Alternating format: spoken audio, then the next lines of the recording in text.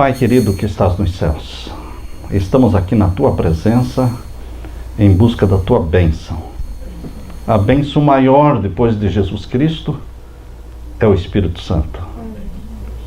Jesus Cristo prometeu ao subir ao céu que daria o que de melhor Ele poderia dar, o Espírito Santo, para que estivesse conosco, fosse o representante de Jesus despojado da personalidade humana, para que pudesse estar presente em todos os lugares, em todos os tempos, com todas as pessoas, em todas as igrejas. Pai eterno, se presente através do Espírito Santo aqui. Amém. Ilumina-nos, Pai. Teus filhos têm estado orando e jejuando por 10 dias em busca da Tua graça, em busca deste batismo do Espírito Santo, algo não de vontade própria, mas algo oferecido pelo Senhor. Foi o Senhor que ofereceu. Nós não estamos pedindo nada mais daquilo que o Senhor falou, que está disposto a dar o Espírito Santo àqueles que lhe o pedirem. Derrama sobre nós o Espírito Santo pelos méritos de Jesus, nosso Senhor. Fala ao nosso coração através da Tua palavra neste momento. É em nome de Jesus que pedimos. Amém. Amém. Estes 10 dias de jejum e oração, irmãos, estão todos focalizando os eventos finais do livro, desse livro aqui, Eventos Finais. Então, nós vamos falar para vocês dentro do mesmo tema dos eventos finais, ok? Foi esse o pedido que nos fizeram. Falar sobre os últimos acontecimentos profetizados na palavra de Deus. Este é um tema que me agrada muito. Nós temos no YouTube 20 capítulos desse livro Eventos Finais, capítulo por capítulo. Tem lá os 20 vídeos. São 21 porque tem... o primeiro vídeo é a introdução do livro, não é capítulo nenhum. A introdução ao livro é um sermão que nós fizemos. O sermão de introdução e mais os 5 primeiros capítulos foram gravados na igreja de Fort Lauderdale. E depois os outros 15 capítulos foram gravados na igreja de Palm Coast. Então, quem quiser tem acesso de graça para assistir, para meditar, pegar o livro na mão, ir assistindo e acompanhando a leitura, os comentários. Vai fazer muito bem aqueles que quiserem. E hoje nós queremos falar para você sobre os últimos eventos proféticos que vão ocorrer na face da terra antes da volta de Jesus. Abra sua Bíblia em Daniel capítulo 12. Abra sua Bíblia em Daniel capítulo 12. E vamos ver o verso 4. Daniel capítulo 12 e o verso 4.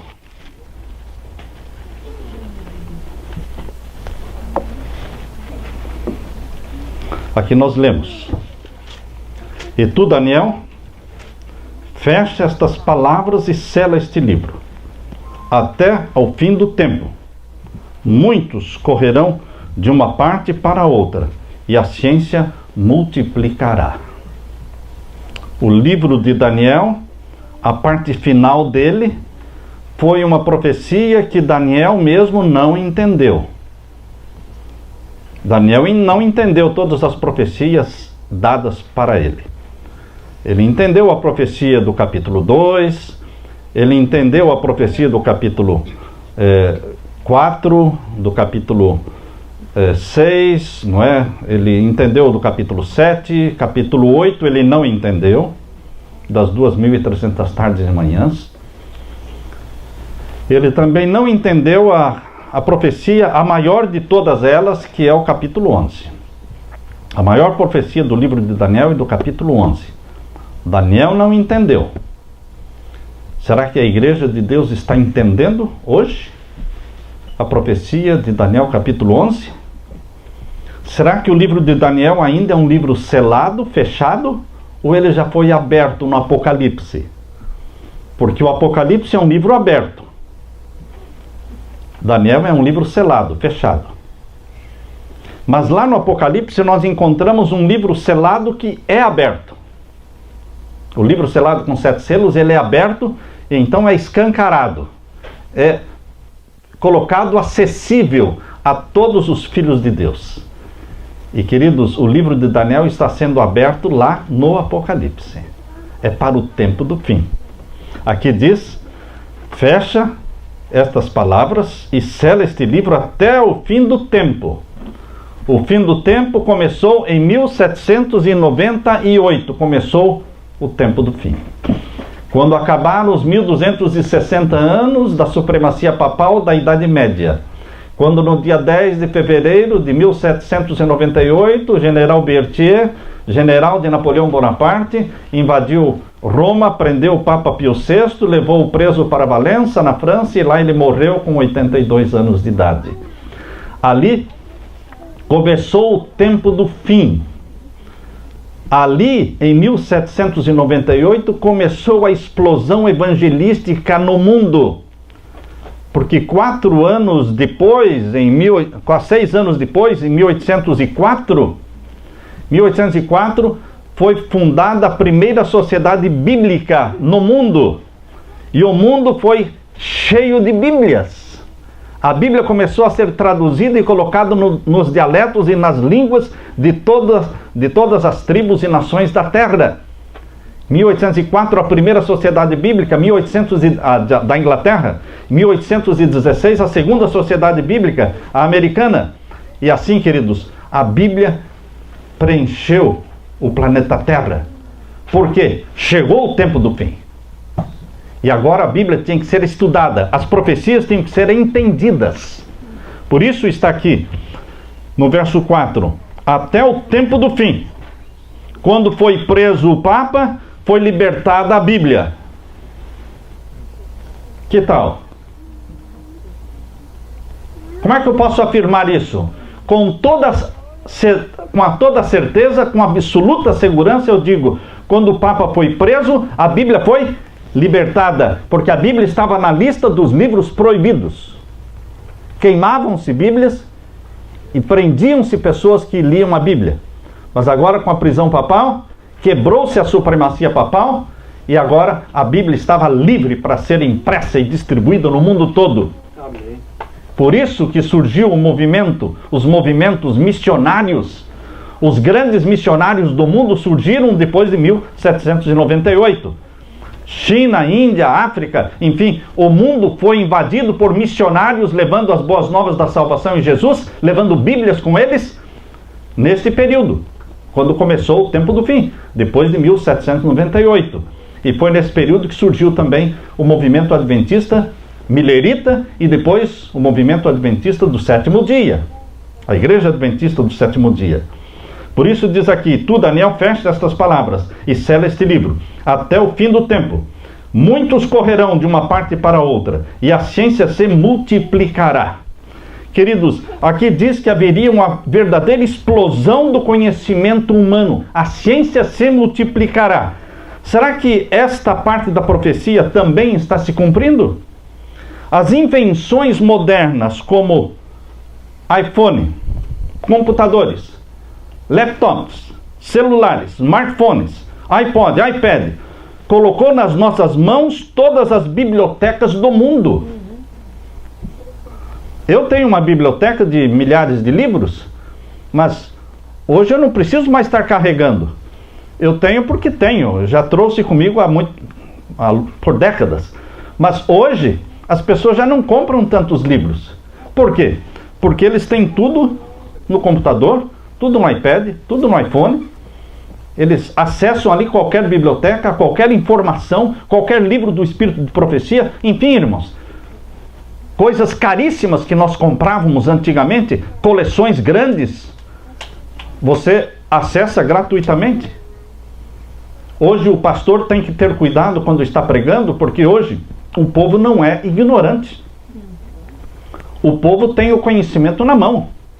Quando eu cito uma data, eu cito um nome, cito uma cidade, cito um acontecimento, um evento histórico, Eu vejo jovens, isso já aconteceu comigo, jovens já, eu vejo eles pegando já e buscando, e às vezes na saída ele diz, aquilo que o senhor falou é verdade, eu já confirmei lá. Ou a data que o senhor mencionou estava errada, o certo é tal dia.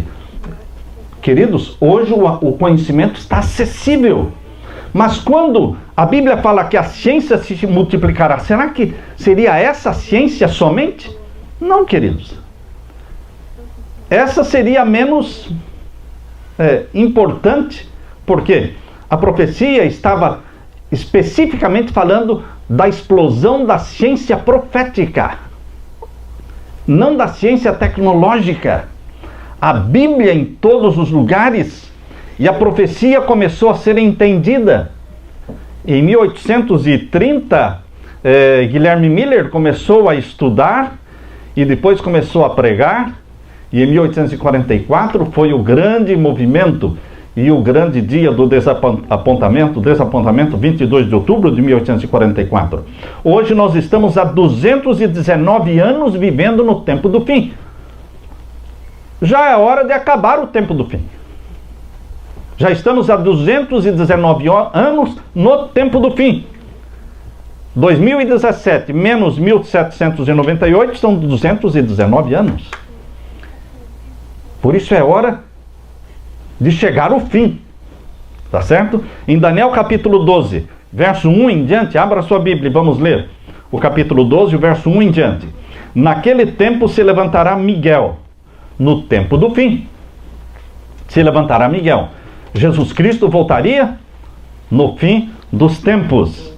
Naquele tempo se levantará Miguel. Mas a vinda de Miguel, a volta de Jesus, não aconteceria sem que primeiro acontecesse o quê? Naquele tempo se levantará Miguel, o grande príncipe, que se levanta pelos filhos do teu povo, e haverá um tempo de angústia qual nunca houve. Desde que houve nação até aquele tempo, mas naquele tempo livrar-se-á o teu povo, todo aquele que se achar escrito no livro. A Bíblia está profetizando que no tempo do fim haveria uma angústia qual nunca houve e jamais haverá. Essa angústia é a angústia que vai iniciar com o decreto dominical. Quando o domingo for aprovado como um dia de guarda, um dia sagrado mundialmente. O sábado espúrio. Esta semana eu estava lendo sobre um congresso que terá lá na Inglaterra, e o título, o lema do congresso é Um Sábado para a Terra e para os Pobres. Vai ser agora em abril. Um sábado para a terra e para os pobres. Queridos, sobre o que o Papa vai falar? Sábado para a terra. Não é o 7º dia da semana? Ele vai mostrar o quê? O Sunday, o domingo, como sendo o sábado que a terra necessita. Assim como ele já fez na encíclica papal, Laudato Si, o 6º capítulo da encíclica papal está falando exatamente sobre a santificação do domingo. A encíclica papal fala de 5 capítulos sobre a ecologia, o ambiente, meio ambiente, mas o 6º capítulo fala da santidade do domingo, o dia ecológico. Queridos, nós estamos à beira do início da angústia qual nunca houve, que vai começar exatamente com a aprovação do decreto dominical. E o verso 2, o que vai acontecer nesse tempo, além da angústia? Verso 2. E muitos dos que dormem no pó da terra ressuscitarão, uns para a vida eterna e outros para a vergonha e desprezo eterno. Nesse período de angústia haverá também uma ressurreição. Uma ressurreição de salvos, uma ressurreição de perdidos, uma ressurreição de bons, santos filhos de Deus e de ímpios também, porque aqui diz muitos dos que dormem do pó da terra. Aqui não está falando da ressurreição geral dos salvos ou da ressurreição geral dos perdidos, está falando de alguns, muitos, não todos, muitos dos que dormem no pó da terra ressuscitarão, uns para a vida eterna e outros para a vergonha e desprezo eterno. Esta é a ressurreição especial, que inclui salvos, os salvos de 1844 para frente. Ellen White não fala de 1844 para frente. A frase que ela usa é: todos os que morreram na fé da mensagem do terceiro anjo. Essa é a frase usada pela serva de Deus. Todos os que morreram na fé da mensagem do terceiro anjo serão ressuscitados, glorificados, para ouvir o concerto de paz que Deus fará com o seu povo. Ressuscitarão glorificados. Todos os que morreram na fé da mensagem do terceiro anjo, desde que as 3 mensagens angélicas começaram a ser pregadas, é o tempo da mensagem, das mensagens angélicas. A terceira mensagem angélica, ela é citada como sendo o clímax das 3 mensagens. Quando fala a terceira mensagem angélica, muitas vezes está se referindo às 3 mensagens angélicas, não somente a última. Haverá uma ressurreição, então. Nós vamos falar mais sobre isto. E no verso 3, irmãos, verso 3: os entendidos, pois, resplandecerão com o resplendor do firmamento. Quem são os entendidos aqui em Daniel capítulo 12? Aqueles que são entendidos na profecia. Aqueles que são entendidos na ciência da salvação, na ciência da profecia. Esses são os entendidos. E estes é que resplandecerão como o resplendor do firmamento. E os que a muitos ensinam a justiça, os que pregam a palavra de Deus, os que ensinam a palavra de Deus, os que a muitos ensinam a justiça, refulgirão. Quem tem importância no céu, quem brilha no céu, não é quem brilha na terra. Os perseguidos na terra brilham no céu. Cristo foi perseguido na terra, os apóstolos foram perseguidos, foram martirizados. Queridos, não tem como ser famoso aqui no quintal de Satanás, que é o planeta Terra, o príncipe deste mundo é Satanás, ser famoso aqui, ser famoso no céu? Não, não é bem assim. Para ser famoso na terra tem que dobrar os joelhos a Baal. Mas os perseguidos na terra, eles são exaltados no céu. Por isso diz aqui que Deus tem um grupo de pessoas que ensinam a justiça, e eles refulgirão como as estrelas, sempre e eternamente. Eles têm o valor real para Deus. Podem ser perseguidos aqui. E o verso 4, então, nós já lemos tudo. Daniel fecha estas palavras e sela este livro.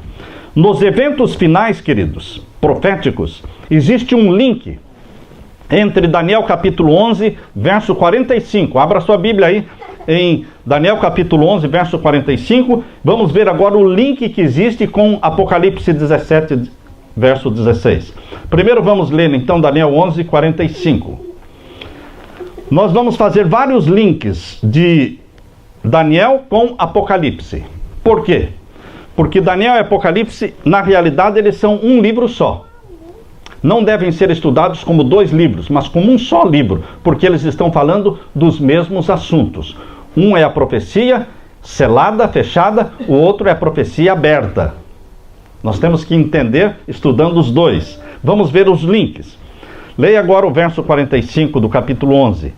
E armará as tendas do seu palácio, entre o mar grande e o monte santo e glorioso. Mas virá o seu fim, e não haverá quem o socorra. Quem armará as tendas do seu palácio? Entre o mar grande, que é o mar Mediterrâneo, e o monte santo, que é o monte Moriá. É o monte onde estava construído o templo de Salomão, e agora hoje existe lá a mesquita azul, mesquita maometana, está lá. Queridos, quem armará? O rei do norte. O capítulo 11 vem falando sobre o rei do sul e o rei do norte. O rei do norte vencendo tudo e vencendo todos. Você, quando lê o capítulo 11, a partir aí do verso 30 em diante, a última parte do capítulo 11, do verso 30 em diante, fala da vitória avassaladora do rei do norte. Ninguém consegue subsistir em pé diante dele. Ele derruba tudo e todos, vence todos. Só vencendo, só prosperando. Tudo o que ele faz, prospera. O rei do norte é o Vaticano. Tudo o que ele faz, prospera. Ele é o anticristo. Ele está a serviço do mal, não a serviço de Deus. Não é a serviço de Deus. Queridos, há um engano total. O mundo está totalmente enganado quando pensa no Vaticano como sendo o trono da santidade. Não, não é o trono da santidade. É o trono de Satanás. É o trono de Satanás. É ali que Satanás se entronizou. Os jesuítas dizem que ali está o trono de Satanás. Interessante que a ordem dos jesuítas, a Companhia de Jesus, fundada em 1540, é a mais poderosa ordem católica, a ordem dos jesuítas.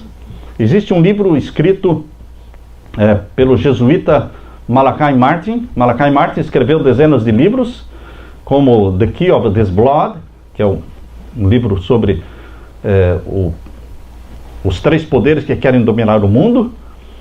Ele escreveu também um livro sobre os jesuítas, escreveu outro livro sobre a entronização de Satanás no Vaticano. Ele dá o dia, dá a hora, dá o momento em que foi celebrada esta festa de entronização de Lúcifer no Vaticano. O próprio jesuíta escrevendo. Ele tem autoridade para escrever, porque ele sabe o que se passa lá. Este Malachi Martin, ele foi amigo de vários papas, ele foi confessor dos papas, então ele sabe o que ele está escrevendo.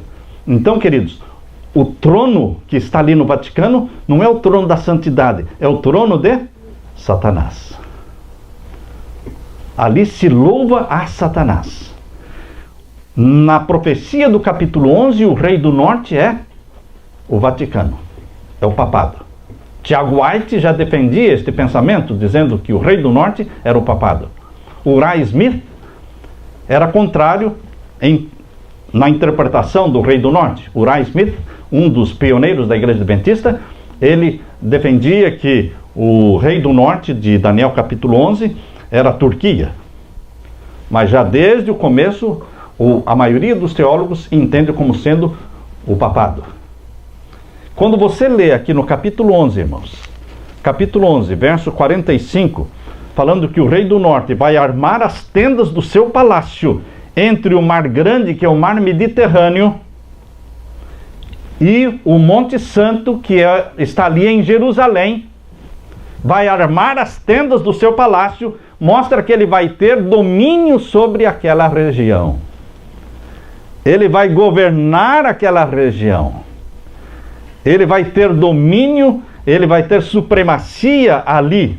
E aqui diz o finalzinho do verso 45, leia comigo. Mas virá ao seu fim, nesse tempo em que ele estiver dominando Jerusalém. Hoje Jerusalém pertence ao Estado de Israel. O Trump vai trazer a embaixada americana de Tel Aviv para Jerusalém. Por quê? Porque diferente de Barack Obama, que acreditava que Jerusalém deveria pertencer aos dois países, não é? Criar o Estado palestino e dividir Jerusalém, metade para Israel, metade para os palestinos. O Trump é diferente, ele pensa diferente. Jerusalém é de Israel e that's it. É isso, ponto final. Não tem conversa.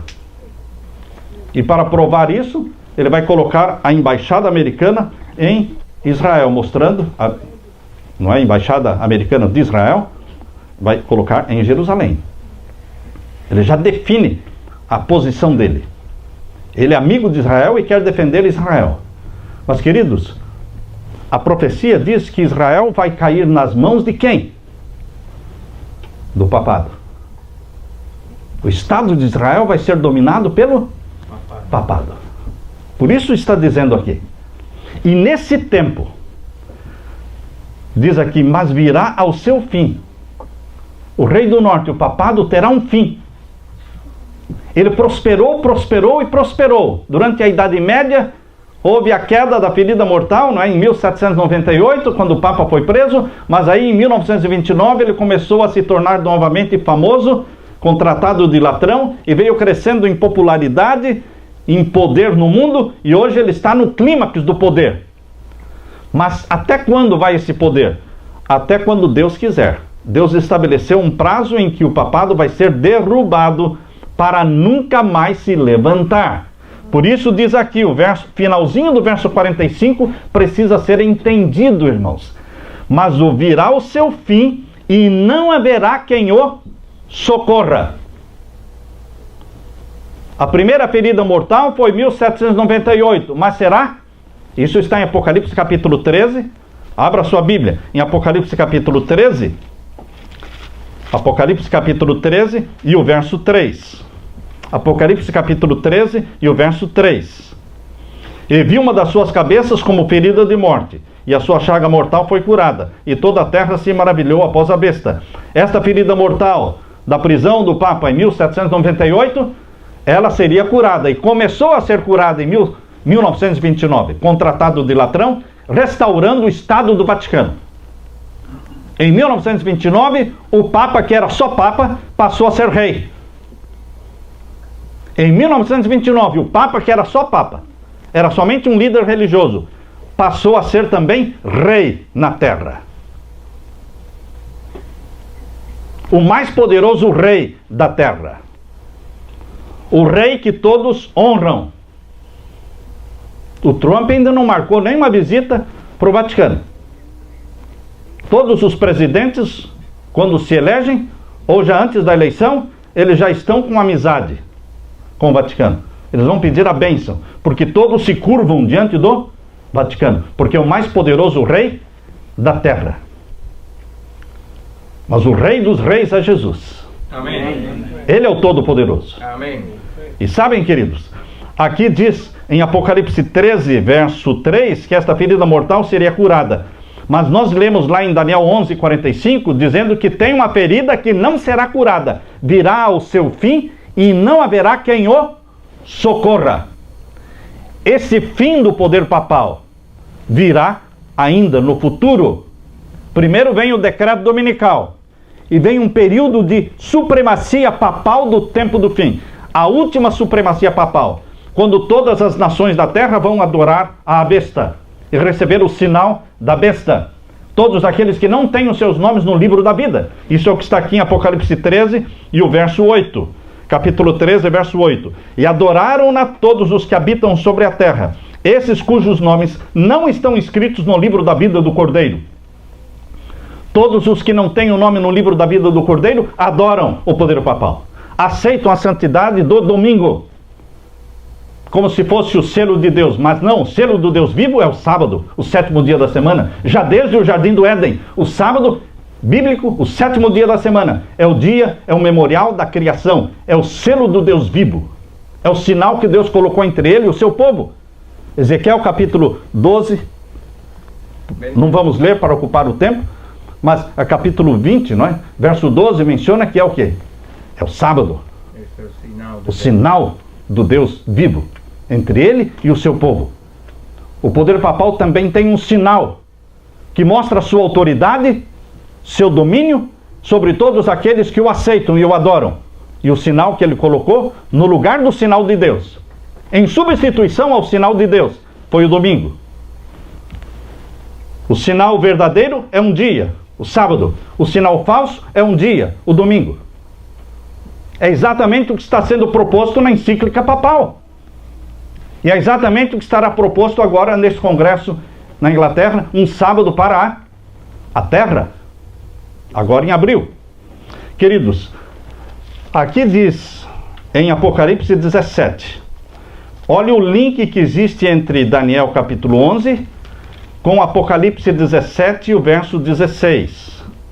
Apocalipse 17, o verso 16, o link lá fala que o rei do norte será ferido de morte e não haverá quem o socorra. Mas isto está lá em Daniel. O livro de Daniel e de Apocalipse falam dos mesmos assuntos. Então, onde é que está esse texto no livro do Apocalipse dizendo que o rei do norte, ou seja, o papado, vai ser derrubado? Capítulo 17 e o verso 16. Capítulo 17, verso 16, diz assim: e os 10 chifres que viste na besta são os que aborrecerão a prostituta, e a porão desolada e nua, e comerão a sua carne, e a queimarão no fogo. Estão vendo aí? Primeiro, o papado recebe poder para reinar sobre as 10 supernações na terra. Vejam aí no capítulo 17 e o verso 12. Capítulo 17, verso 12. E os 10 chifres que viste são os 10 reis que ainda não receberam um reino. Por que não receberam um reino? Porque são 10 líderes mundiais que vão receber o reino, porque os reinos ainda estão sendo formados. São 10 reinos, vão ser 10 nações, supernações.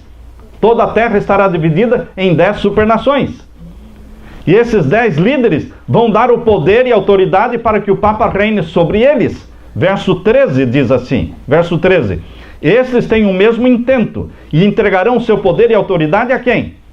A besta, para que reine sobre eles. Porém, queridos, virá o momento em que esses 10 líderes mundiais vão se levantar contra o papado. Assim como a França se levantou contra o papado e derrubou o papado em 1798, esses 10 líderes que exaltam o papado durante a nova ordem mundial, durante a última supremacia papal, agora eles se levantam contra o papado e derrubam o papado. A supremacia papal do tempo do fim vai durar um curto espaço de tempo, chamado de 42 meses. Aqui diz em Apocalipse 13, verso 5, irmãos. Abra sua Bíblia. Apocalipse 13 e o verso 5. Por quanto tempo vai durar esta última supremacia papal? Apocalipse 13, verso 5. Dentro do contexto do capítulo 13, que fala da ferida e aí fala da cura da ferida mortal, aí fala também quanto tempo ele vai dominar a terra no tempo do fim. Leia comigo, capítulo 13, verso 5. E foi-lhe dado uma boca para proferir grandes coisas e blasfêmias, e deu-se-lhe poder para continuar por 42 meses. Por quanto tempo? 42 meses. O que é isso? Muitos aplicam isso somente para a Idade Média. Nós não podemos tirar um texto fora do contexto, irmãos. Se você aplicar para a Idade Média, seriam 42 meses proféticos, 1260 anos. Mas se você aplicar para o tempo do fim, são 42 meses literais. É a última supremacia papal. E está plenamente dentro do contexto que ocorre após a cura da ferida mortal. A cura completa da ferida mortal ocorre com o decreto dominical. Começou em 1929, mas não terminou a cura ainda. Somente quando for aprovado o decreto dominical, mundialmente, é que estará realmente curada a ferida mortal, e ele terá um período de 42 meses. E neste período de 42 meses, o que é que ele vai fazer? Verso 6, irmãos. Verso 6, capítulo 13, verso 6. Abriu a sua boca em blasfêmias contra Deus. Ele age como Deus na terra.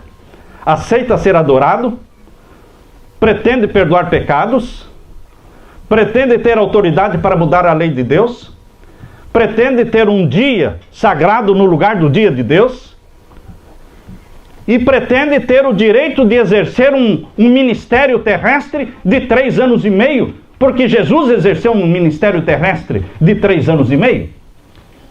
O ministério terrestre de Jesus não passou de 3 anos e meio. Se o Cristo teve um ministério terrestre de 3 anos e meio, o anticristo também quer ter um ministério terrestre de 3 anos e meio, 42 meses, para cumprir a profecia. Nesse período ele perseguirá o povo de Deus. Veja aí o verso 7, capítulo 13, verso 7. Foi-lhe permitido fazer guerra aos santos. Teremos mártires nesse período de 42 meses. Mártires, perseguição aos santos. Foi-lhe permitido fazer guerra aos santos, vencê-los, deu-se-lhe poder sobre toda a tribo, língua e nação. Mas, queridos, há um povo que faz frente. Há um povo que faz frente ao papado. E está no capítulo 14. O capítulo 14 mostra os únicos que ousam se levantar e pregar essa mensagem. Os únicos que ousam se levantar e não se dobrar diante do papado. Eles são chamados aqui no capítulo 14 de os 144 mil. Jesus Cristo disse: eu tenho um povo na terra. Eles não vão se dobrar diante do papado. E eles vão pregar as 3 mensagens angélicas. Que a terceira mensagem angélica é especificamente contra o papado.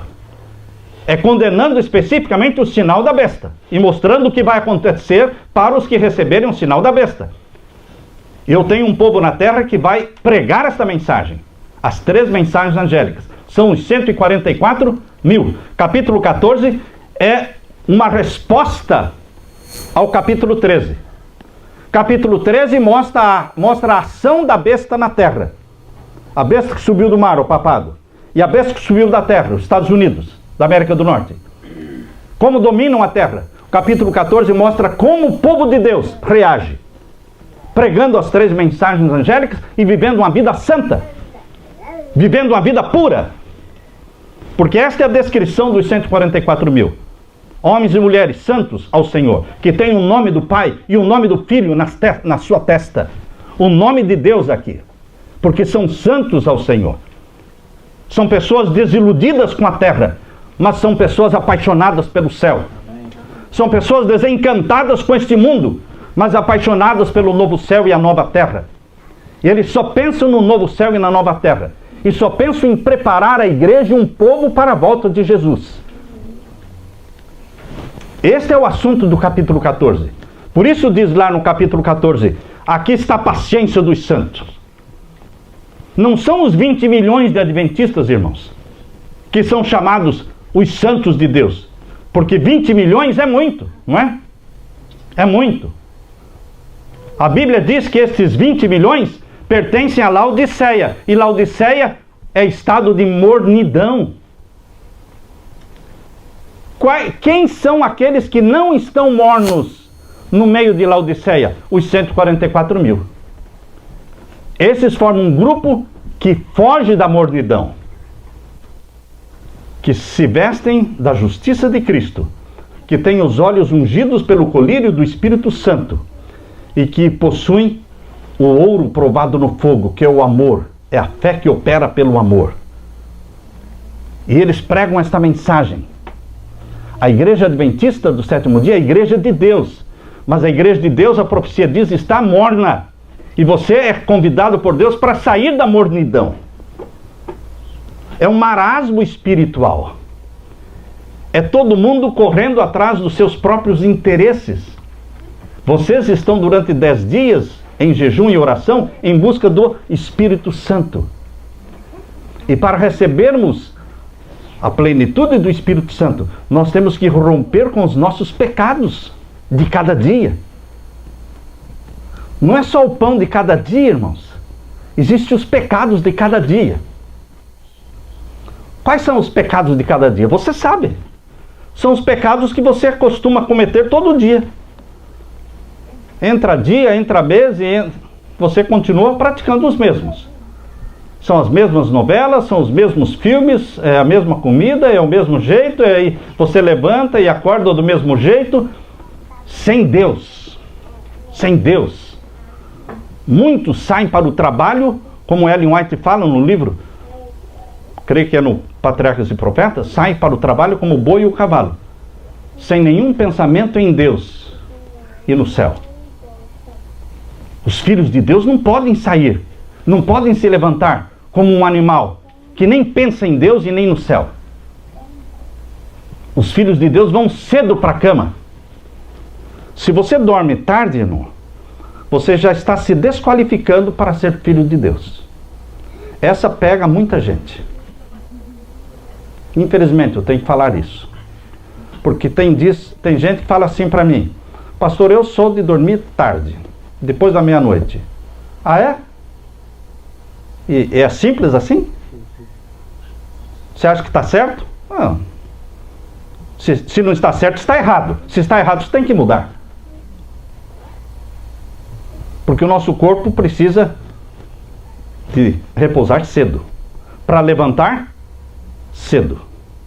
Você tem que levantar no mínimo 1 hora antes das crianças. No mínimo 1 hora antes das crianças. E crianças acordam 6 da manhã. Nós temos crianças, temos netos. Eu sei que horas as crianças acordam. Se você quer ter comunhão com Deus, sem pressa, para louvar, para adorar a Deus, para estudar a tua Bíblia, para consagrar a tua vida e a vida da tua família a Jesus Cristo, você tem que levantar pelo menos 1 hora antes das crianças, porque depois que as crianças levantam, não dá, irmãos. Simplesmente não dá. Eu estou falando com autoridade porque eu tenho netos, e depois que os netos levantam, não posso fazer mais nada. Não dá para fazer. Mas para levantar 1 hora antes das crianças, nós temos que ir cedo para a cama. Nós colocamos as crianças na cama às 7h30, irmãos. 7h30 as nossas crianças estão na cama. That's it. Não tem mais. 7h30. E nós, os pais, planejamos ir para a cama que horas? 9, 9h30. É muito cedo. Muito cedo para quem vai levantar às 8, às 9 da manhã. Mas para quem vai levantar às 5 da manhã, não é muito cedo. Porque você tem que dormir quanto? 8 horas. Pelo menos 7. Temos que deitar cedo. Não dá para você marcar um filme para assistir sábado à noite. Porque você vai entrar madrugada. Queridos, o povo de Deus tem que fazer planos para ser santo. E os planos para sermos santos são planos que nós fazemos antecipados para andarmos na frente de Satanás. Nós não podemos deixar Satanás programar nossa vida, programar nossas horas, programar nossas noites. Não, nós é que programamos. Nós não vamos dormir com a mente cheia de coisas ruins, de coisas feias, de filmes de Hollywood, não, irmãos.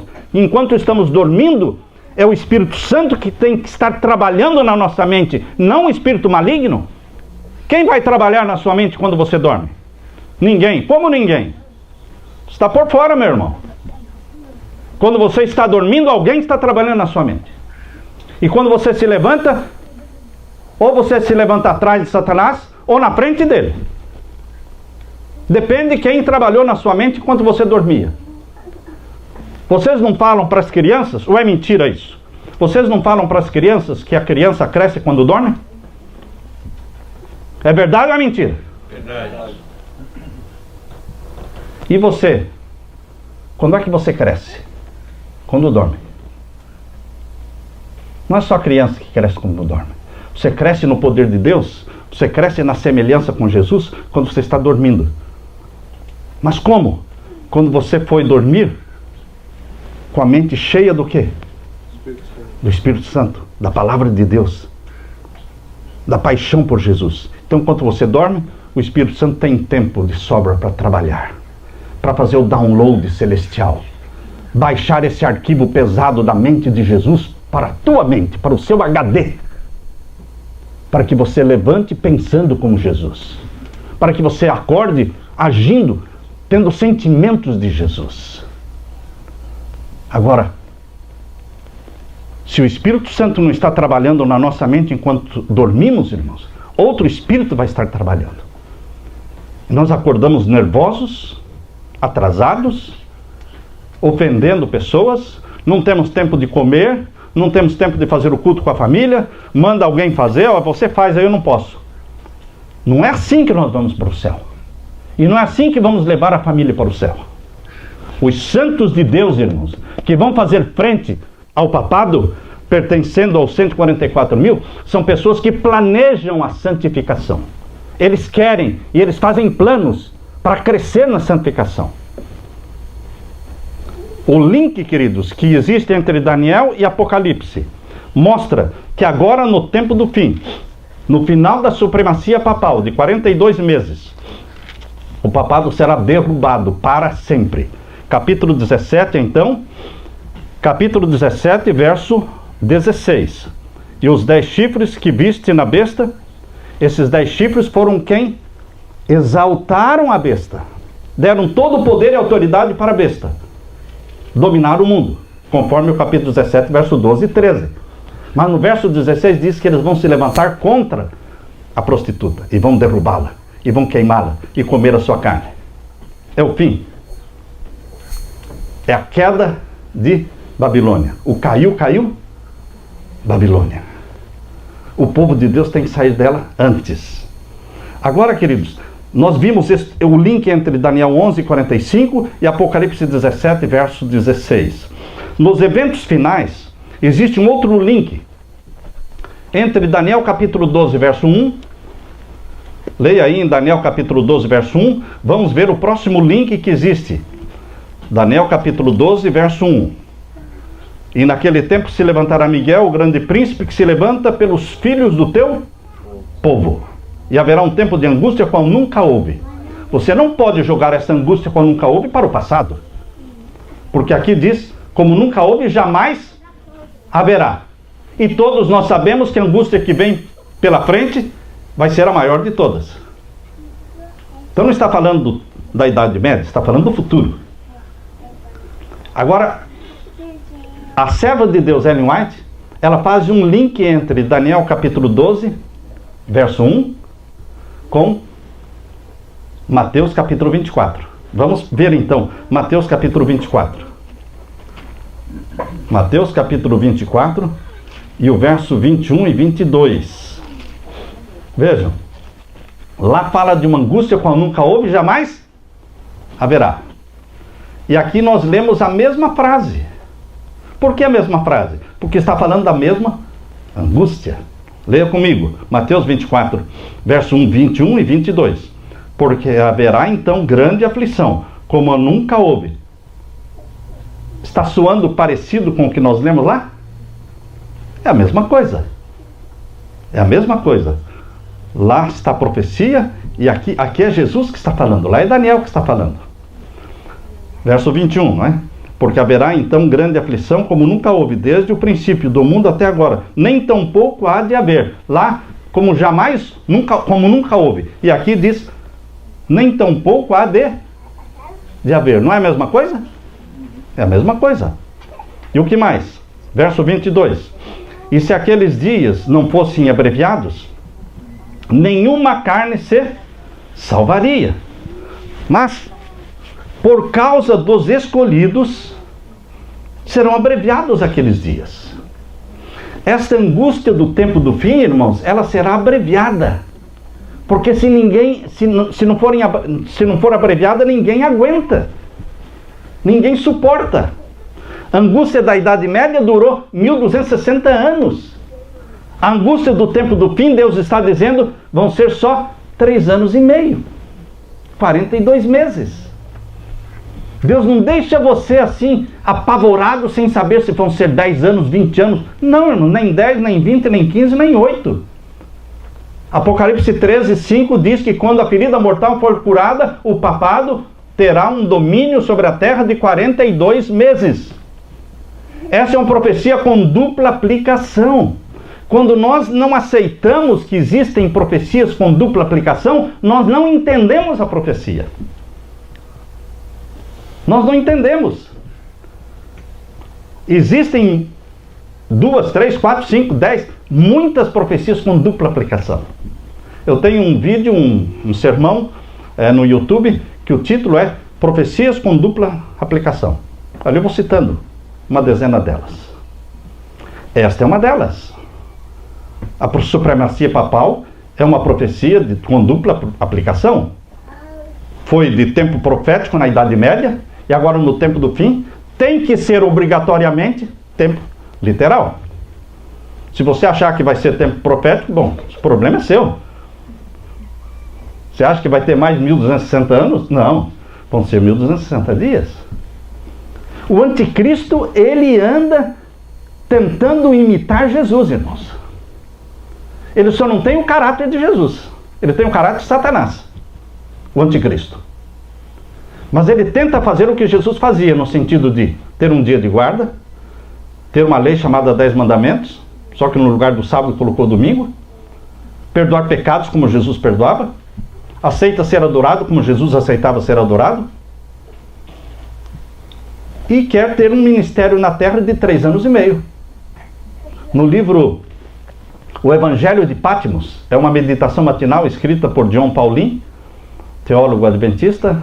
Ele é o diretor da Faculdade de Religião de Loma Linda, foi professor de Apocalipse na Andrews por muitos anos.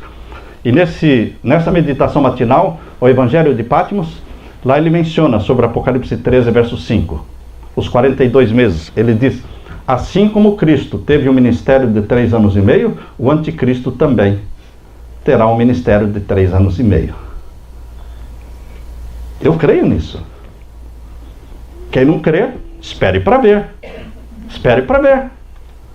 Por quanto tempo será a supremacia papal? Depois que for aprovado o decreto dominical. Isso é profecia, irmãos. Por que isso está aqui? Essa mania de nós jogarmos tudo que está no Apocalipse para o passado, irmão, não é para o passado. Profecia não é passado, profecia é futuro. Tem aplicação para o passado? Tem. Mas só para o passado? Não. Nós vamos ver outra profecia, queridos. Essa angústia, quando nunca houve, ela pertenceu à Idade Média, mas pertence mais prioritariamente para quando? Para o tempo do fim. E aqui diz que essa angústia será abreviada. Na Idade Média foram 1260 anos, no tempo do fim será de 1260 dias. Que beleza! Como é que Deus consegue abreviar o tempo, irmãos? Como é que Deus consegue abreviar o tempo? Do mesmo jeito que ele alongou o tempo. Deus tem um método para alongar o tempo e tem um método bíblico para abreviar o tempo. E ele diz, olha, na profecia, quando eu quero alongar o tempo, um dia vale um ano. Alongou o tempo. 2.300 dias valem 2.300 anos. Alongou o tempo. Agora, no tempo do fim, uma angústia qual nunca houve, o tempo vai ser abreviado, não alongado. Abreviará o tempo por amor aos escolhidos. Qual o sistema que Deus vai usar? O mesmo. Vai pegar o tempo profético e abreviar para tempo literal. Pega 1260 anos e abrevia para 1260 dias. 42 meses. Simples assim. Biblicamente, simples assim. Como é que nós vamos refutar algo que está escrito na Bíblia? É o sistema usado por Deus para alongar o tempo e para abreviar o tempo. E fala 42 meses. Depois que a ferida mortal for curada. Neste tempo, queridos, neste tempo haverá o domínio papal, mas ele será derrubado. Os eventos finais da profecia bíblica, irmãos, fala de uma outra profecia com dupla aplicação. Chama-se abominação desoladora. Quanta discussão, quantas argumentações em torno da abominação desoladora. Você acredite no que você quiser. Eu vou falar para você aquilo que Deus me ajudou a entender. Muitos acreditam que a abominação desoladora de Daniel, abra sua Bíblia em Daniel, capítulo 12. Tudo o que está em Daniel capítulo 12, irmãos, é sumamente importante e sumamente escatológico. Não queira jogar Daniel 12 para o passado. É loucura. É loucura.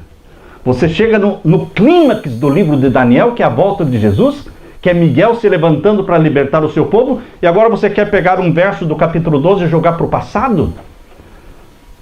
Se o contexto do capítulo é escatológico, a minha consciência não permite que eu faça isso. Não consigo. E aqui diz no capítulo 12, verso 11: desde o tempo em que o contínuo for tirado. Contínuo é a contínua intercessão de Jesus. O contínuo é a contínua intercessão de Jesus no santuário do céu. Já não se fala mais do santuário da terra, foi destruído no ano 70. Para nós só existe o santuário do céu, onde Jesus intercede continuamente. O Vaticano destrói o santuário do céu, irmãos, instituindo um contínuo na terra. Qual é o contínuo que foi estabelecido pelo papado na terra? Existe um sacrifício de um cordeiro, a morte de Jesus diariamente na terra, sendo efetuada através das missas. Porque eles acreditam que aquele pão se torna o corpo real e literal de Jesus, e aquele vinho que o padre bebe, inclusive é alcoólico, que representa o sangue, não que representa, mas que é o sangue de Jesus, literalmente. Ou seja, é um sacrifício literal de Jesus cada dia. Ou seja, essa intercessão que o Padre faz, perdoando pecados e sacrificando o Filho de Deus, é um falso contínuo, destruindo a doutrina do santuário celestial, escondendo a intercessão de Jesus no santuário celestial. O Vaticano tem interesse em destruir o santuário celestial e a intercessão contínua de Jesus. E aqui diz, olha, desde o tempo em que um contínuo for tirado e posta a abominação desoladora dos últimos dias, irmãos. Daniel capítulo 12 está falando dos últimos dias. É o decreto dominical. A aprovação da lei dominical é a abominação desoladora dos últimos dias. Não tem algo mais abominável aos olhos de Deus do que anular a lei de Deus na terra. Quando a lei de Deus for anulada na terra, instituído mundialmente o domingo como dia forçosamente santo para ser guardado, a lei de Deus terá sido abolida da terra. Estabelecida a abominação desoladora dos últimos dias. A abominação desoladora sempre tem ligação com Roma, irmãos. Não existe abominação desoladora fora de Roma. A profecia gira em torno do Cristo e do Anticristo, e o Anticristo tem o trono em Roma. A abominação desoladora diz respeito a Roma. A primeira tem dupla aplicação, a abominação desoladora. Nós lemos aqui em Daniel capítulo 12, e agora vamos ler em Mateus capítulo 24, verso 15. Abra a sua Bíblia. Mateus 24, verso 15. Profecias com dupla aplicação, diz aqui. Leiam comigo, verso 15. Quando, pois, virdes a abominação da desolação, da qual falou o profeta Daniel. Está todo mundo na mesma página? Nós estamos falando aqui da abominação desoladora, da qual falou Daniel. Não foi Pedro, não foi Moisés. Foi Daniel. É a mesma profecia. Quando, pois, virdes que a abominação da desolação, da qual falou o profeta Daniel, está no lugar santo, quem lê, atenda. Então os que estiverem na Judéia fujam para os montes, e quem estiver sobre o telhado não desça a tirar coisa alguma da sua casa, e quem estiver no campo não volte atrás a buscar seus vestidos. Jesus está falando aqui do que, irmãos?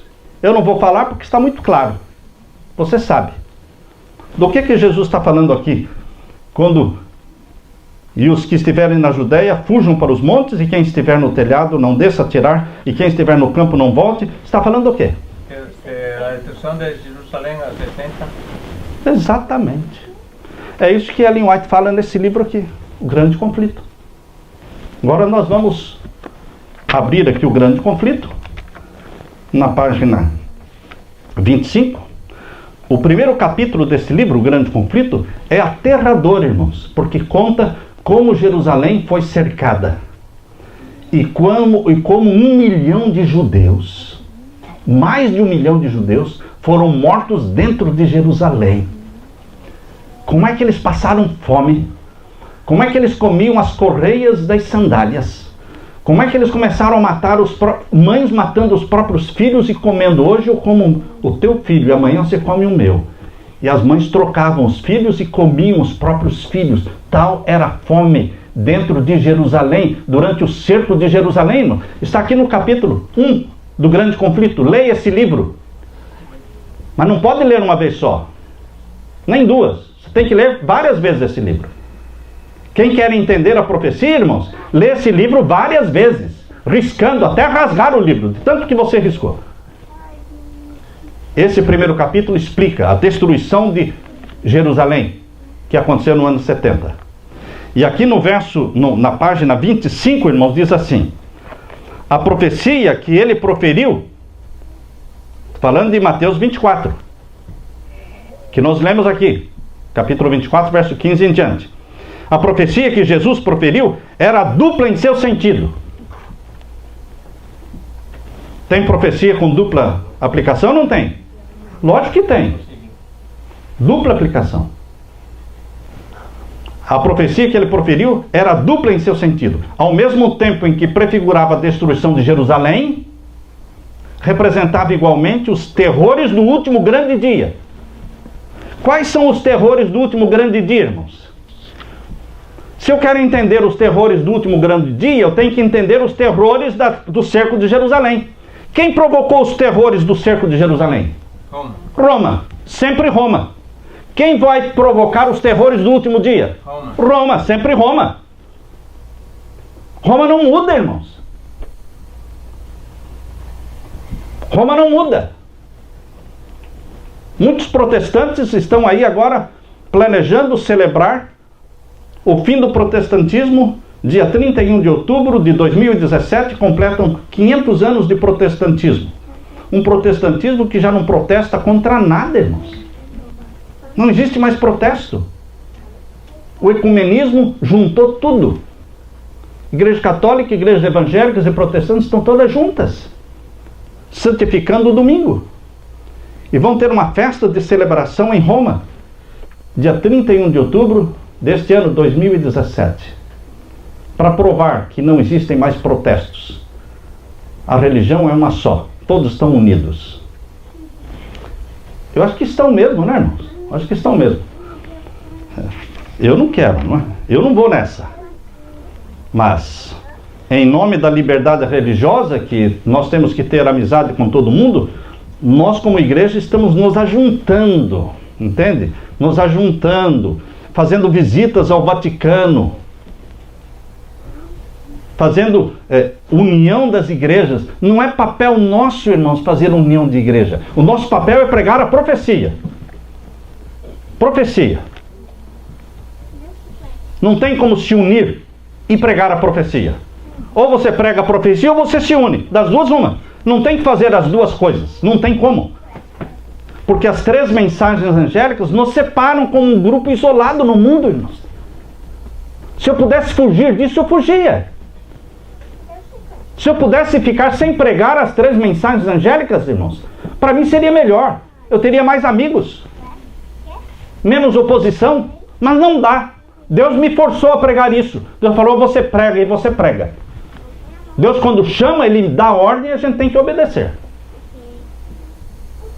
Não estamos aqui para fazer a nossa vontade, mas a vontade de Deus. E a mensagem adventista das 3 mensagens angélicas é uma mensagem impopular, que deixa a igreja adventista como uma igreja isolada, sozinha no mundo. Como o povo de Israel era sozinho no passado, irmão. Porque nós estamos levantando a bandeira de Emanuel. A bandeira dos que guardam os mandamentos de Deus. E tem a fé de Jesus. Não tem muitos levantando essa bandeira. Eu quero ler para vocês o que está na página 26 deste livro, irmãos. Eu não costumo trazer o livro, tenho tudo escrito aqui no iPad. Mas eu trouxe o livro porque parece que impõe mais credibilidade quando a gente está lendo aqui. Porque se a pessoa falar, não está escrito, você mostra, está aqui. Ó. Página 26 diz assim: quando os estandartes idolátricos dos romanos fossem arvorados em terra santa, a qual se estendia por alguns estádios fora dos muros da cidade, então os seguidores de Cristo deveriam achar segurança na fuga. Quando os cristãos vissem os estandartes idolátricos romanos sendo fincados fora de Jerusalém, cercando Jerusalém. Quando Roma cercou Jerusalém, eles fincaram ao redor de Jerusalém o estandarte idolátrico romano, que era a bandeira de Roma. Jesus falou, quando vocês virem, vocês fujam. Como fugir se estamos cercados? Mas Jesus já sabia que o cerco seria retirado. Levou décadas, irmãos, para eu entender por que o cerco foi retirado. Nero morreu. E Vespasiano, pai de Tito, que estava cercando Jerusalém, Vespasiano mandou um recado para o filho, dizendo, filho, preciso do exército aqui em Roma. E você está com o exército aí. Nero morreu. E agora tem muita gente querendo ser imperador. E eu preciso do exército. Ele retirou o cerco. E começou a voltar para Roma. Para ajudar o pai a ser imperador. Naquele tempo tudo demorava meses e meses, né, irmãos? Meses e meses. Mas, logo ele recebeu um outro enviado que veio com a mensagem dizendo, o Vespasiano pai falando para o filho Tito: não precisa vir mais, já estou como imperador de Roma, pode voltar para Jerusalém e cercar Jerusalém de novo.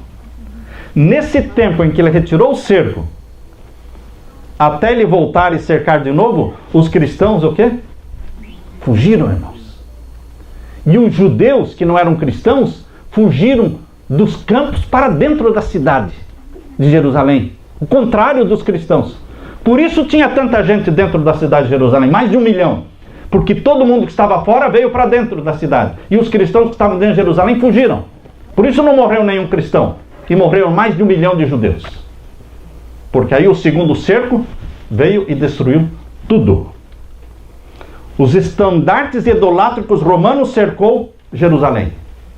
Os estandartes idolátricos romanos vai cercar o povo de Deus de novo no tempo do fim, irmãos. Qual é a bandeira papal hoje, irmãos? Qual é a bandeira de Roma que mostra o poder de Roma sobre o mundo? O domingo. A guerra entre 2 dias, sábado e domingo. O sábado é a bandeira de Emanuel. E o domingo é a bandeira papal. E o mundo, o povo de Deus, vai ser cercado pelo estandarte idolátrico romano no tempo do fim. E quando nós vemos esse estandarte idolátrico romano, através do decreto dominical, Deus diz: é hora de fugir. É a última chance para fugir, irmãos. O ideal é você fugir das cidades antes de ver os estandartes idolátricos romanos. Mas se você não fugiu antes, a última oportunidade será quando sair o decreto dominical. Porque tem gente que só está esperando para fugir na última hora. Eu já fugi da cidade, irmãos. Eu já estou morando numa chácara. Você tem que ter o seu poço com a sua água. Você tem que aprender a sobreviver sem comprar nada no mercado. Porque não vai poder comprar nada. Você vai ter que ter fruta, você vai ter que ter comida, você vai ter que plantar, você tem que saber viver da terra. Queridos, quem estiver vivendo na cidade vai sofrer. E vai sofrer. E muito, irmãos. E muito. Mas não é somente o povo de Deus que vai sofrer. A população toda vai sofrer. Porque os mercados vão se esvaziar. Vai ser um tempo difícil para todos. Não é só para os cristãos que guardam os mandamentos. Inicialmente, vai pegar todo mundo. Inicialmente. Aqui diz agora na página 36, irmãos. Agora na página 36 desse livro. Eu quero ler para vocês. Leio aqui. A profecia do Salvador, relativa aos juízos que deveriam cair sobre Jerusalém, há de ter outro cumprimento. Dupla aplicação, do qual aquela terrível desolação não foi senão tênue sombra. Não dá nem para comparar aquele sofrimento com o sofrimento que vem agora no tempo do fim. Vai ser muito maior agora. Na sorte da cidade escolhida, podemos contemplar a condenação de um mundo que rejeitou a misericórdia de Deus e calcou a pés a sua lei. Assim como Jesus preveniu seus discípulos quanto à destruição de Jerusalém, dando-lhes um sinal da ruína que se aproximava para que pudessem escapar, também advertiu o mundo quanto ao dia da destruição final, e lhes deu sinais da sua aproximação, para que todos os que queiram possam fugir da ira vindoura. Declara Jesus: e haverá sinais no sol, na lua, nas estrelas, e angústia entre as nações. Os que contemplam estes prenúncios da sua vinda devem saber que está próximo às portas. Queridos, esta profecia da abominação desoladora se cumpriu no tempo do cerco de Jerusalém, que Roma cercou Jerusalém, e vai se cumprir de novo quando Roma vai cercar o povo de Deus de novo, com o decreto dominical. Está claro isso? Agora, onde é que entra o Clóvis aqui? Onde entra o Clóvis? Não entra, irmão. Não existe o Clóvis na história da abominação desoladora. A maioria dos teólogos aplica a abominação desoladora para Clóvis. O diabo quer que você acredite que a abominação desoladora é o Clóvis. Essa interpretação, pastor, oficial. Oficial. Essa interpretação oficial. Infelizmente. Que Clóvis, quando se converteu em 490, eles falam que ele se converteu em 508, mas é outro engano, não foi 508. O comentário bíblico adventista diz que Clóvis se converteu ao Vaticano em 496. Não foi 508. Eles dizem que a conversão de Clóvis para o Vaticano foi abominação desoladora. Não, irmãos. Jesus disse que a abominação desoladora tem duas aplicações. Não 3 nem 4, 2. Uma se aplica a Roma cercando Jerusalém, outra se aplica a Roma cercando o povo de Deus no tempo do fim. Ponto final, irmãos. Por que inventarmos a história do Clóvis? Nem a Bíblia, nem Jesus, nem o Espírito de Profecia aplica a abominação desoladora para quem? Para Clóvis. Está claro isso, irmãos? A abominação desoladora do tempo do fim é o decreto dominical. Agora, queridos, os eventos finais, eles têm um outro link entre Daniel 12, 1, o levantar de Miguel. Leia aqui em Daniel capítulo 12, verso 1. Daniel capítulo 12, verso 1.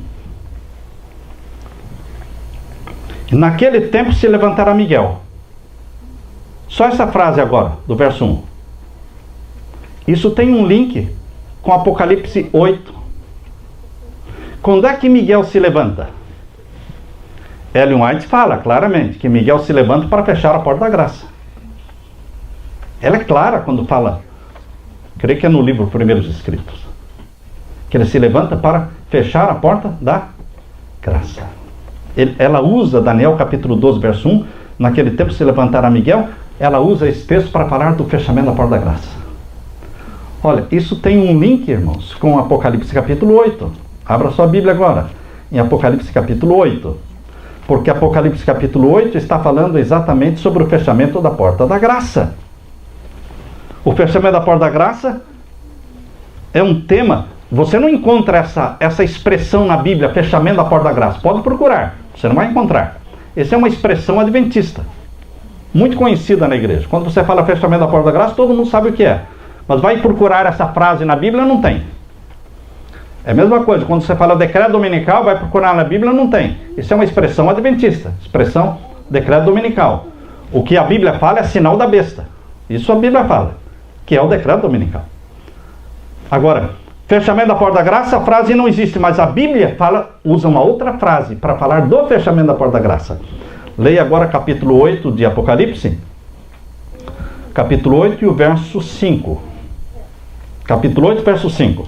E o anjo tomou um incensário, e o encheu do fogo do altar, e o lançou sobre a terra. E houve depois vozes e trovões e relâmpagos e terremotos. Isso é fechamento da porta da graça. O lançar do incensário sobre a terra.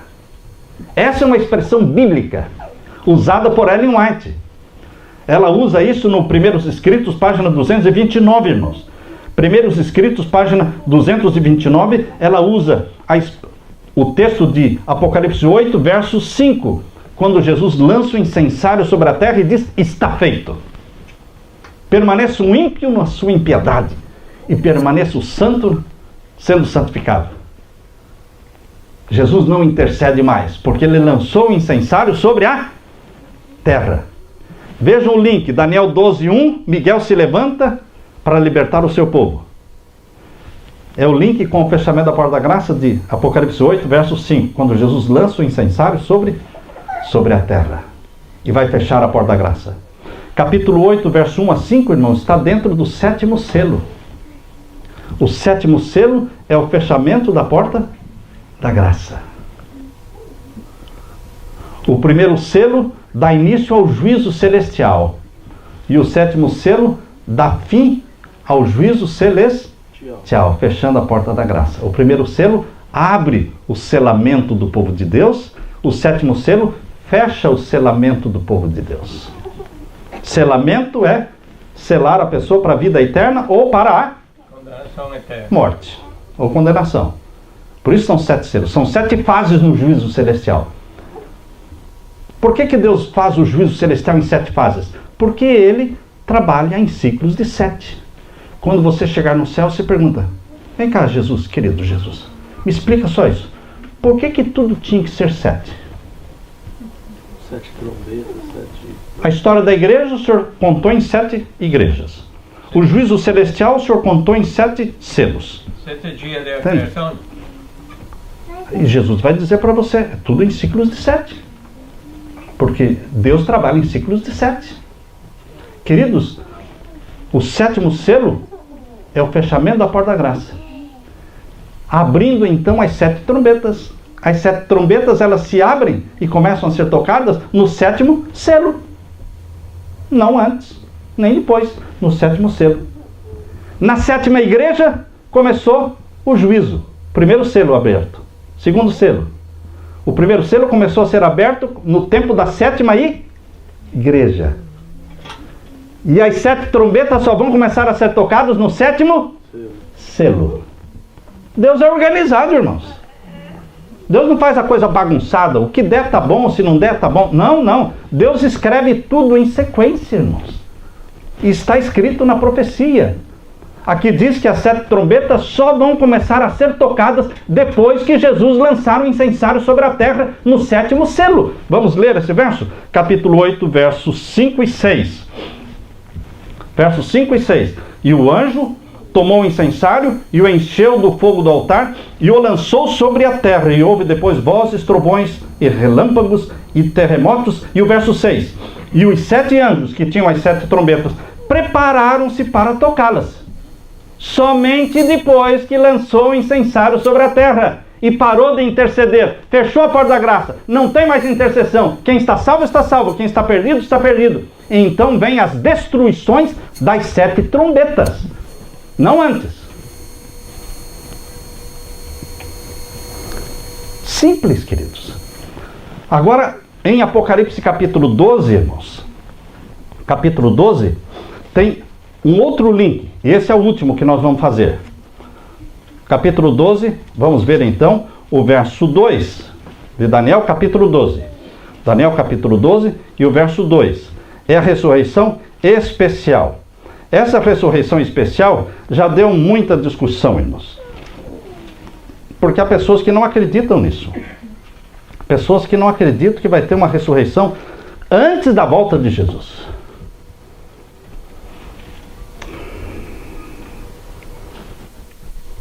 Todos acreditam na ressurreição na volta de Jesus. Lógico, a Bíblia diz, a ressurreição geral dos salvos. Na volta de Jesus. É a ressurreição dos ímpios no final dos 1000 anos. Está em Apocalipse capítulo 20. Agora, tem uma ressurreição antes da volta de Jesus. Eles dizem, isso é coisa adventista. É coisa adventista mesmo. Só a igreja adventista prega isso. E nem todos os adventistas. Vamos ler? Capítulo 12, verso 2. Muitos dos que... de Daniel 12. E muitos dos que dormem no pó da terra ressuscitarão, uns para a vida eterna e outros para vergonha e desprezo eterno. Que ressurreição é essa?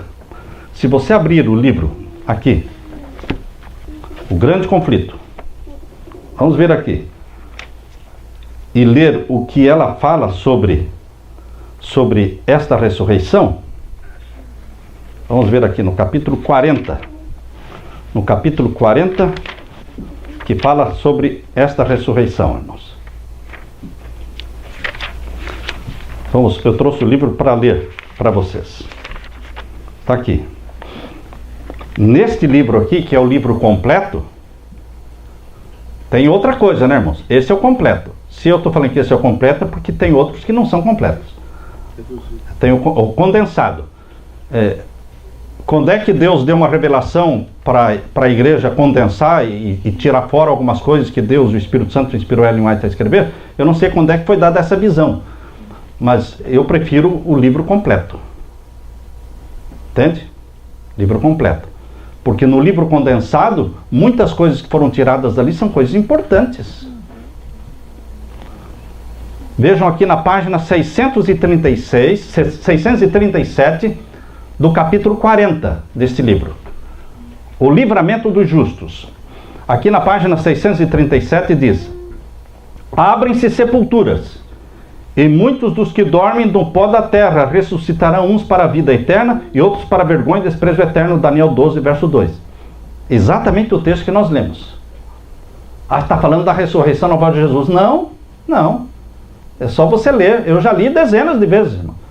Eu não estou exagerando, eu já li dezenas de vezes isso aqui. Eu não quero enganar ninguém. Porque se eu enganar alguém, eu mesmo me perco. Por que eu quero me perder?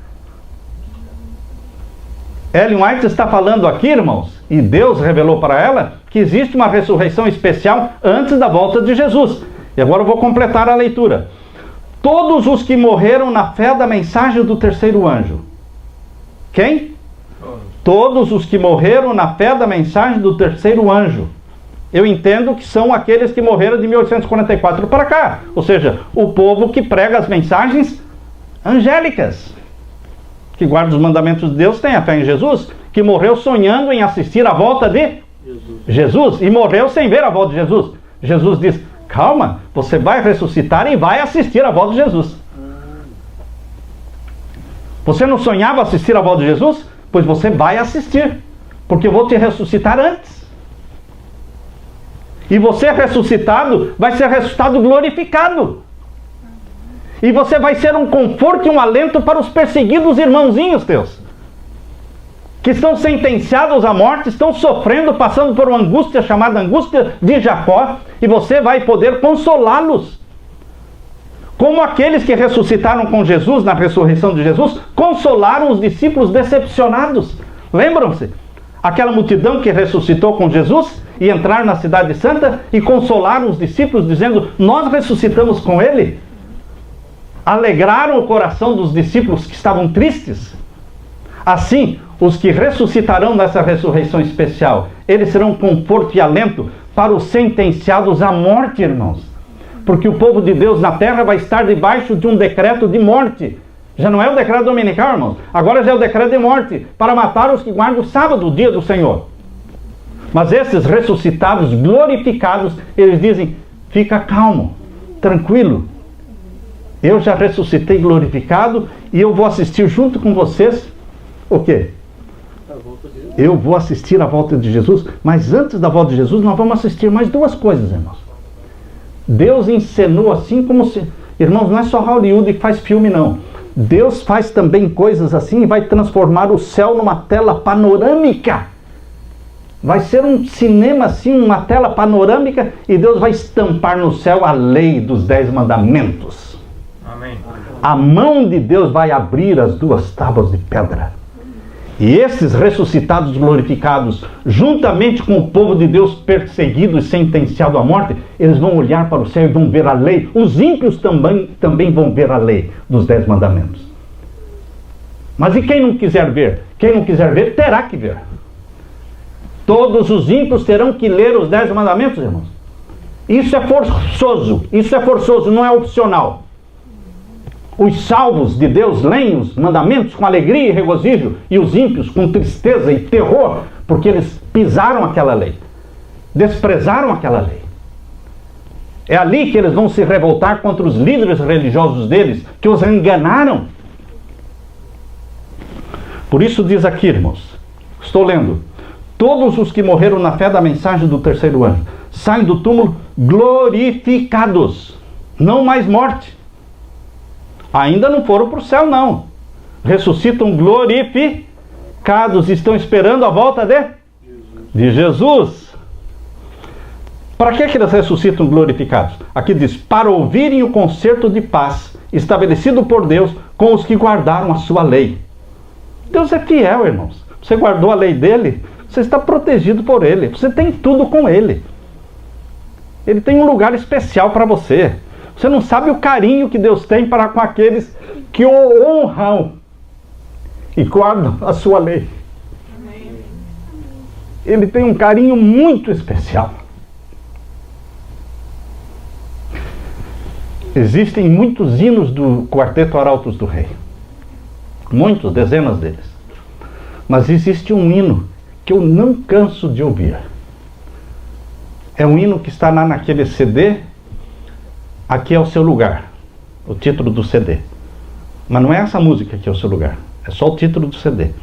Naquele CD tem um hino que diz a lei de Deus.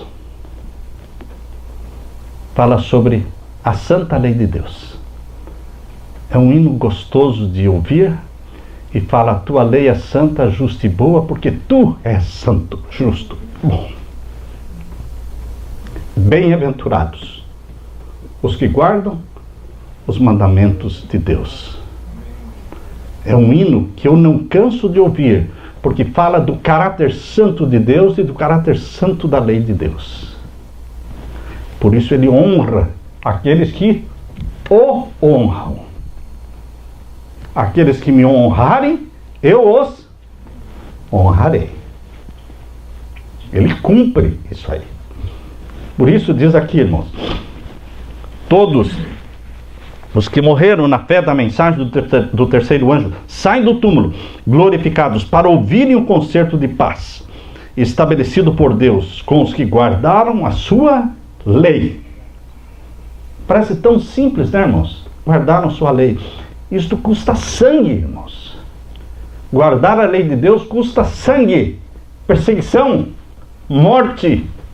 Muitos morreram como mártires e agora são ressuscitados, glorificados,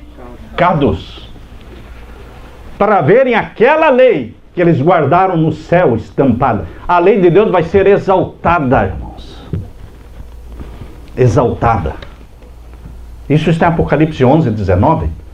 E os céus se abrem e é vista a arca do concerto. Apocalipse 11, 19, irmãos. É a sétima trombeta, irmãos. É na sétima trombeta que o céu se abre e a lei de Deus é estampada no céu. As coisas lindas acontecem, as coisas importantes acontecem sempre no sétimo, na sétima igreja, no sétimo selo, na sétima trombeta.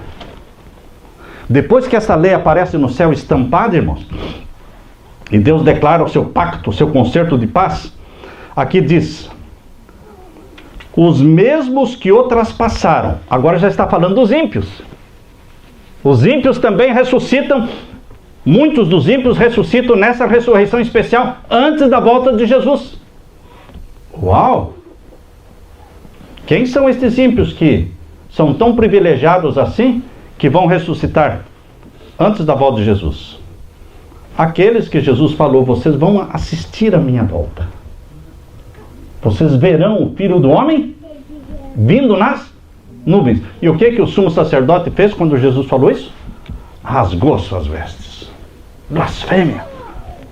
Vocês vão ver. Eles vão ver. Aqueles que crucificaram Jesus, aqueles que mataram Jesus, aqueles que colocaram coroa de espinho em Jesus, aqueles que bateram na face de Cristo, queridos, eles vão ressuscitar, eles vão ver quem foi aquele que eles crucificaram. Eles vão assistir à volta de Jesus em glória e majestade, como o Rei dos Reis. Amém. Por isso diz aqui: os mesmos que o traspassaram. Apocalipse 1, verso 7. Os que zombaram e escarneceram da agonia de Cristo, e os mais acérrimos inimigos de sua verdade e povo. Quem vai ressuscitar antes da volta de Jesus? Os mais acérrimos inimigos de Deus e da verdade. Um Stalin, um Hitler, não é? Pessoas que realmente perseguiram e mataram filhos de Deus. Eles vão ressuscitar para ver quem é o Rei dos Reis. Ressuscitam para contemplá-lo em sua glória e ver a honra conferida aos fiéis e obedientes. Isso, queridos, é na ressurreição especial. Isso vai acontecer, irmãos, no final dos 1290 dias aqui. Estão vendo Daniel capítulo 12, verso 11? No começo dos 1290 dias, Daniel capítulo 12, verso 11, é estabelecida a abominação desoladora, decreto dominical. Correm-se 1290 dias. Não é o 1260, irmão. 1260 é a supremacia papal. Junto com os 1260 está correndo também outra profecia de 1290 dias, porque são 30 dias a mais. O papado cai no final dos 1260 dias, 42 meses. 30 dias a mais, vem a ressurreição especial do povo de Deus, porque diz aqui, capítulo 12, verso 11, e desde o tempo em que o contínuo for tirado e posta a abominação desoladora, haverá 1290 dias. E o povo de Deus ressuscita glorificado. E agora o verso 12 diz assim, irmãos, bem-aventurado o que espera. Tem mais então? Tem mais sim. Bem-aventurado é o que espera e chega até 1335, ou seja, mais 45 dias. Depois que os salvos ressuscitam, glorificados, os que morreram na fé da mensagem do terceiro anjo, eles vivem mais 45 dias com quem? Com o povo perseguido de Deus na terra. E agora, os ressuscitados glorificados e o povo de Deus perseguido está sentenciado à morte. Agora, no final dos 1335 dias, eles ouvem, porque eles já viram a lei de Deus estampada no céu, não é? Que acontece na 7ª trombeta. Agora eles vão ver o quê? Eles vão ouvir o dia e a hora da volta de Jesus, irmãos. Mas da onde você tirou isso? Daqui, irmãos, daqui, Por isso, o livro Grande Conflito, ele é para ser lido e relido, porque está explicado isso aqui, irmãos. Veja aqui, na página, no mesmo capítulo 40, página 640. A voz de Deus é ouvida no céu, declarando o dia e a hora da vinda de Jesus, estabelecendo um concerto eterno com seu povo, semelhantes a estrondos do mais forte trovão. Suas palavras ecoam pela terra inteira. O Israel de Deus fica a ouvir, com o olhar fixo no alto. Tem o semblante iluminado com a sua glória, brilhante como o rosto de Moisés, quando desceu do Sinai. Os ímpios não podem olhar para eles. E quando se pronuncia a bênção sobre os que honraram a Deus, santificando o seu sábado, há uma grande aclamação de vitória. Só depois que Deus anuncia o dia e a hora da volta de Jesus, é que Deus revelou para Ellen White aqui na sequência, na página 640, aí vem na sequência. Surge logo no Oriente uma pequena nuvem negra. Aí é a volta de Jesus. Depois que nós soubermos o dia e a hora da volta de Jesus, aí vai acontecer a volta de Jesus. Nós vamos assistir. E aí terá a ressurreição geral dos salvos. De todos os salvos. Para sermos arrebatados para o céu. Aleluia, irmãos. Amém. Deus está planejando algo maravilhoso para você, irmãos. Nós temos que ser apaixonados por Jesus. Apaixonados pelo nosso Pai. E entender o carinho que Ele tem por nós. E as coisas preciosas que Ele está preparando para você. Que vão além do que você pode imaginar, porque aquilo que a mente não consegue imaginar, olho não viu, ouvido não ouviu, são as coisas que Deus está preparando para aqueles que o amam. Esperem só para ver a festa e a alegria e a explosão de regozijo e quanta coisa linda Deus está preparando para aqueles que o honram e que também serão honrados. Amém, irmãos? Amém. Que Deus derrame o Espírito Santo sobre vocês. Amém. Amém. Deus seja louvado.